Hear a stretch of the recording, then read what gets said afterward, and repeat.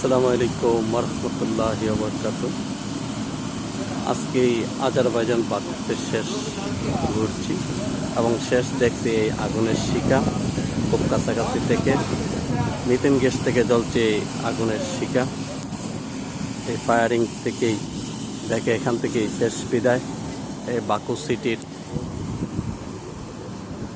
একটা tourist area, এখান থেকে দেখা যাচ্ছে সেই কাস্পিয়ান সাগর।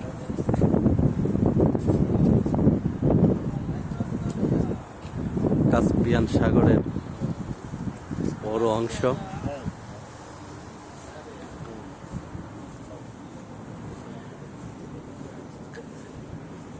আমি আগেও এক ভিডিওতে বলেছি এই কাস্পিয়ান সাগরের এক পাশে হয়েছে আজারবাইজান, এক পাশে হয়েছে আর্মেনিয়া, আরেক পাশে হয়েছে ইরান, আরেক পাশে রয়েছে কাজাখস্তান, আরেক পাশে রয়েছে রাশিয়া।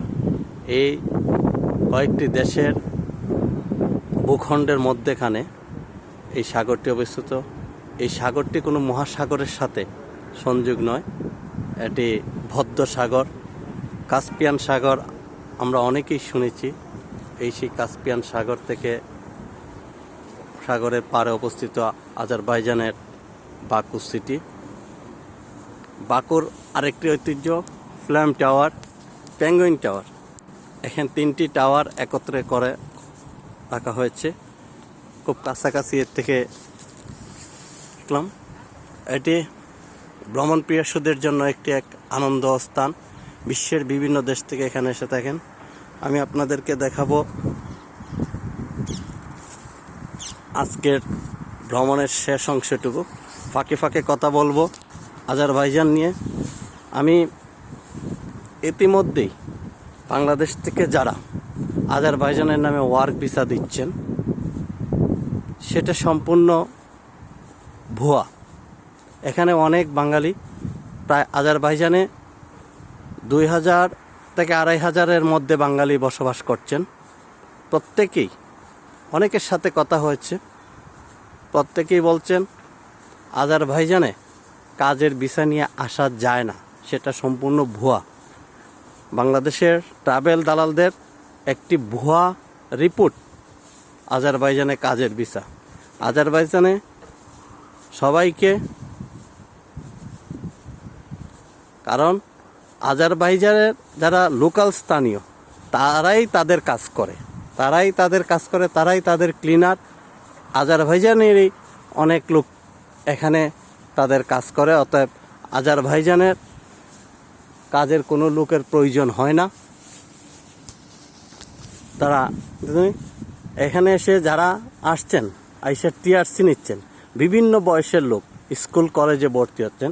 50, 60, 45, 50, 60 বছরের লোকরা স্কুলে ভর্তি হয়ে রেসিডেন্সি নিচ্ছেন। রেসিডেন্সি হচ্ছে টিআরসি। টিআরসি অর্থাৎ টেম্পোরারি রেসিডেন্সি ভিসা। এই টেম্পোরারি রেসিডেন্সি ভিসা আজারবাইজান থেকে যখন আপনি নেবেন, সেখানে আপনি কোনো কাজ করতে পারবেন না। এখানে পুলিশ আপনাকে ধরলে 400 মানত, 400 মানত আপনাকে জরিমানা দিতে হবে। তারা টিআরসি স্টুডেন্ট হিসাবে দেয়, বলে তুমি পড়াশোনার জন্য দেয়, আপনাকে কাজের জন্য দেয় না। এটা সম্পূর্ণ বাংলাদেশের যারা ইউটিউবার এবং ট্রাভেল এজেন্টরা বলছেন সম্পূর্ণই মিথ্যে কথা, এবং সেটা আমি নিজে এখানে এসে উপলব্ধি করিতেছি। দ্বিতীয় আরেকটি পন্থা হয়েছে আজারবাইজান থেকে গেম করার জন্য অনেকরা প্রস্তুত হয়ে আসেন।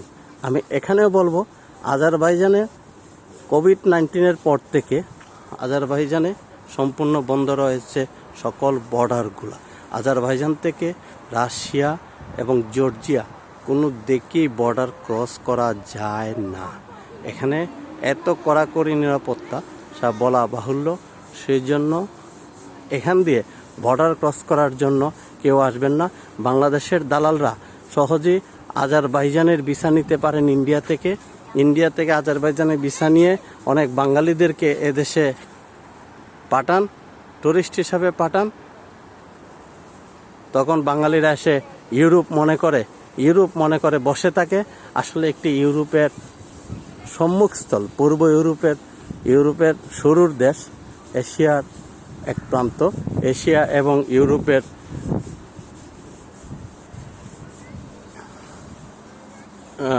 সংমিশ্রণে মূলত এই আজারবাইজানটি।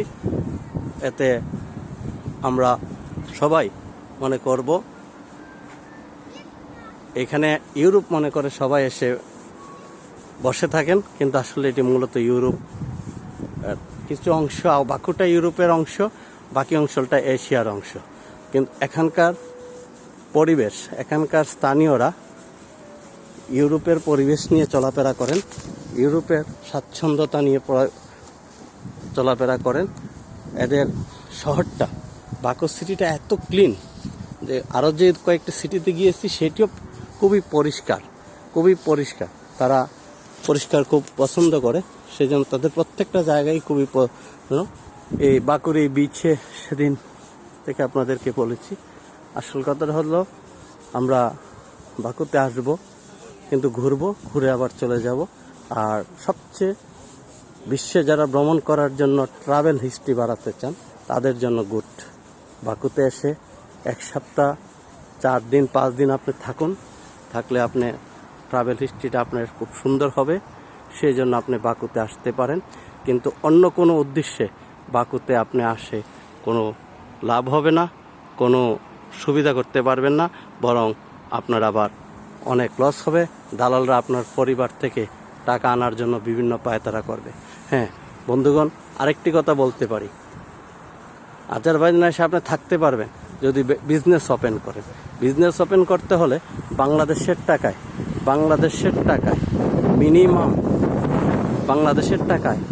মিনিমাম 40 লক্ষ টাকা এদেশে গভর্নমেন্ট সরকারের কাছে আগে জমা রাখতে হবে এদেশের সেন্ট্রাল ব্যাংকে। এদেশের সেন্ট্রাল ব্যাংকে যখন আপনি টাকা জমা রাখবেন, তখন আপনি জমা রেখে তারপর আপনি ব্যবসা ওপেন করবেন, প্লেস নেবেন, কি ব্যবসা করবেন। ব্যবসা ওপেন করার 3 মাস পরে যখন আপনার ব্যবসার গ্রোথ ভালো দেখবে, তখন গভর্নমেন্ট আপনার সেই টাকাটা রিটার্ন দিবে। আর যদি আপনি ব্যবসা না করেন, 3 মাসের মধ্যে রাইজ না করতে পারেন, তাহলে আপনি ওই টাকা পাচ্ছেন না, আপনাকে গভর্নমেন্ট দেশে পাঠিয়ে দিবে। এটা হচ্ছে বাকুর সিস্টেম। এটিও একটি বাকুতে রেসিডেন্স নেওয়ার সিস্টেম। দ্বিতীয়ত সিস্টেম হয়েছে আরেকটি সিস্টেম, আপনি স্টুডেন্ট হিসাবে ভর্তি হয়ে, বাকুতে স্টুডেন্ট হিসাবে ভর্তি হয়ে আপনি এখানে রেসিডেন্সি নিতে পারবেন, কিন্তু কাজ করতে পারবেন না।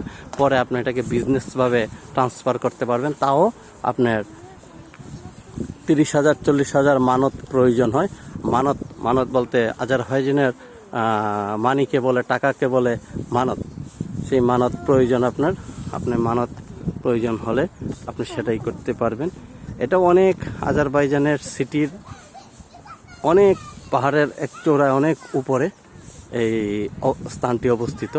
এখান থেকে সেই ফ্লাম টাওয়ারের 3টি টাওয়ারকে স্পষ্ট বোঝা যায়। আমি আরও স্পষ্ট আপনাকে এই ফ্লাম টাওয়ারটি দেখাতে পারবো। নিঃসন্দ স্তব্ধ, যেখান থেকে দাঁড়িয়ে সারা আজারবাইজানটিকে সুন্দরভাবে দেখা যায়, সেখান থেকে একটি স্পট আমরা করে নিচ্ছি। এই সেই আজারবাইজান সিটির এক অংশ।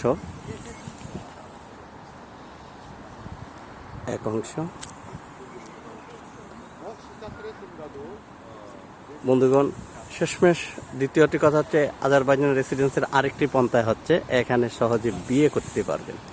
আপনি যদি বিয়ে করতে রাজি হন, তাহলে এখানকার নারীদেরকে বিয়ে করে আপনি এখানকার রেসিডেন্সি নিতে পারেন। রেসিডেন্সি নেওয়ার পরে 2 বছর পরে আপনি পিআর পাবেন। পিআর পাওয়ার পরে আপনি এই আজারবাইজান থেকে বিশ্বের যে কোনো দেশে সহজভাবে যেতে পারবেন।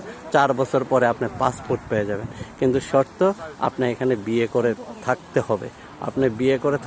বিয়ের পরে আপনি যেতেও পারবেন, কিন্তু এখানকার যাদেরকে কন্ট্যাক্টে বিয়ে করবেন সেই কন্ট্যাক্টটি আপনার সঠিকভাবে চালিয়ে রাখতে হবে। আমি এক বাঙালিকে জিজ্ঞেস করেছিলাম আপনি কিভাবে বিয়ে করেছেন, এক পাকিস্তানকে জিজ্ঞেস করেছেন, তারা যাদেরকে বিয়ে করেছে সেই আজারবাইজানের নারীকে প্রতি মাসে কেউ 300, কেউ 200, কেউ 400 মানত দিয়ে থাকেন। সেটা কন্ট্যাক্ট, সে পিআর পাসপোর্ট যাওয়ার আগ পর্যন্ত ওই নারীকে সে এই টাকা দিয়ে যাবে। মাসে 300-500 মানত বিশাল জিনিস। বাংলার টাকায় প্রায় 70-80 হাজার টাকা হয়ে থাকে। তাই এই টাকা দিয়ে আপনি যদি বহন করতে পারেন, আপনি যদি বিয়ে করতে চান তাহলে এখানে বিয়ে করে আপনি রেসিডেন্সি নিতে পারবেন। তাই এখানে অনেক টুরিস্ট আছেন, বিভিন্ন দেশ থেকে এসেছেন। বাঙালি আমরা 2 জন ছিলাম, একজন চলে গিয়েছে, আমি একা, আর বেশিরভাগ ইন্ডিয়ান, অন্যান্য দেশের ঘুরতে আসছে। যাই হোক, আপনাদের কাছ থেকে এই বাকু সিটি থেকে অনেক কিছু শেয়ার করলাম। এই আজারবাইজানে যারা আসতে চান, আমি সম্পূর্ণ যে কথাটা নিজে উপলব্ধি করেছি সেটাই সম্পূর্ণ বলেছি। হয়তো অনেক ট্রাভেল এজেন্টরা আমার কথাকে উড়িয়ে দিতে পারে, কিন্তু না, বাস্তবে সে যারা দেখবেন, আমি 1 সপ্তাহ এখানে ওয়েট করে যেটা দেখেছি সেটাই হয়েছে এবং সেটাই সত্য, ট্রু। এবং এখানে কোনো আমি কয়েকটি ট্রাভেল এজেন্সি গেছি, আমাকে তারা এভাবেই বলেছে, এবং বাংলাদেশি এবং ইন্ডিয়ান, পাকিস্তানি প্রত্যেকের সাথে কথা বলেছি, প্রত্যেকেই তারা এভাবেই বলেছেন। এর বাহিরে আর কোনো পন্থা নাই, কারণ আজারবাইজান তারা তাদের নিজস্ব আইনে নিজস্ব গতিতে ফলো আপ করে। তারা বিশ্বের অন্যান্য দেশের থেকেও তারা আলাদা, কারণ তাদের অনেক ইনকাম। এখানকার 1 টাকায় বাংলাদেশের 71 টাকা 30 পয়সা সমান। এখানকার এক মানত সমান বাংলাদেশের 71 টাকা 30 পয়সা বর্তমান কারেন্সি, সেই কারেন্সিতে কাজ হয়। তাই যাই হোক, আজারবাইজানের এই ফিল্ম টাওয়ারের কাছ থেকে, আপনাদের কাছ থেকে এই তথ্য দিয়ে আবার আজারবাইজান ঘুরে দেখার আমন্ত্রণ জানিয়ে এখান থেকে বিদায় নিচ্ছি। সবাই দোয়া করবেন। আজ বিকালের ফ্লাইটে চলে যাব অন্য কোনো দেশে অথবা অন্য কোনো স্থানে, আবারও দেখা হবে। দোয়া করবেন। সবাইকে রমজানুল মুবারক, ঈদ মুবারক। আমার এই প্রথম দেশের বাহিরে ঈদ হচ্ছে, দেশের বাহিরে প্রথম বলতে না, এর আগেও দুবাইতে ঈদ করেছি, 2-3 ঈদ দুবাইতে করেছি। আর এই বছর আরেকটি ভিন্ন জায়গায় ভ্রমণ অবস্থায় ঈদ করছে, এই প্রথম। ইনশাল্লাহ দোয়া করবেন, সবার কাছে দোয়া চেয়ে বিদায় নিচ্ছি। আল্লাহ হাফেজ, খোদা হাফেজ। আজারবাইজান বাকু থেকে ধন্যবাদ সবাইকে।